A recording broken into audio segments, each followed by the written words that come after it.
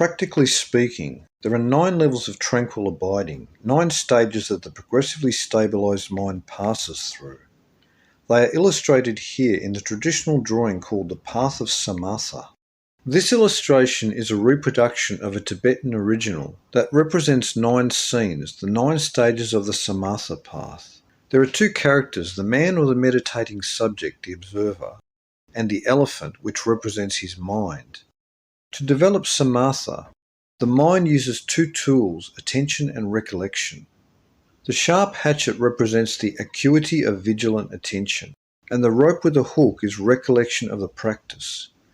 Since many distractions interrupt his vigilant alertness, the meditator must return to it through constant reminders. Vigilance is the acuity at the base of meditation, and recollection assures its continuity. The state of Samatha has 2 main obstacles. The first is the agitation or scattering created by fixating on passing thoughts and emotions. The second is torpor or sluggishness, mental dullness. Torpor is represented by the black colour of the elephant and agitation by the monkey. The fire that decreases along the path represents the energy of the meditation. As we advance, the practice requires less and less effort. The 6 curves or bends in the path mark off 6 plateaus, successively mastered by the 6 strengths of practice, which are listening to instructions, assimilating them, remembering them, vigilance, perseverance, and perfect habit. At the side of the road there are different objects, a scarf, some fruit, a conch filled with perfumed water, small symbols, and a mirror, representing the objects of the senses, tangible objects, tastes, smells, sounds, and visual forms that distract the meditator, who strays from the path of Samatha by following after them. 1. At the bottom of the illustration, at the first stage, there is a fairly great distance between the meditator and his mind. The elephant of mind is guided by the monkey or its agitation. The large fire shows that the meditation requires a lot of energy.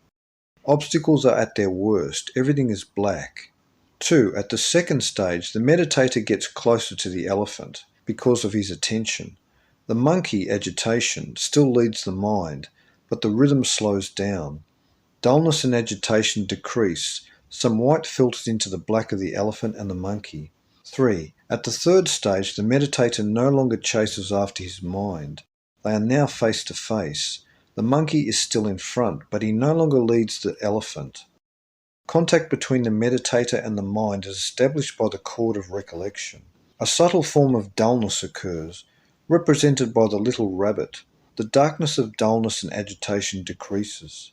4. At the fourth stage, progress becomes clearer, and the meditator gets even closer to the elephant. The whiteness of the monkey, the elephant, and the rabbit increases. The scene becomes more calm. 5. At the fifth stage, the situation becomes reversed. The meditator leads the elephant of mind with continuous attention and recollection. The monkey no longer leads at all, but the rabbit is still there. The scene takes on still more clarity. In a nearby tree, a white monkey picks white fruit. This represents the mind's activity of engaging in positive actions. Even though such actions should normally be cultivated, they are nonetheless distractions in the context of Samatha practice. That is why the tree is black and off the path. 6. At the sixth stage, progress is more definite.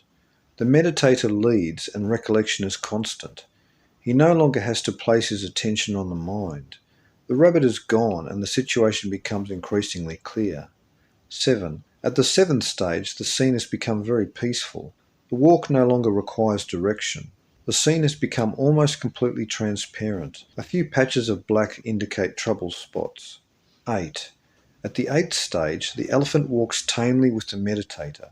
There is virtually no more black, and the flame of effort has disappeared. Meditation has become natural and continuous.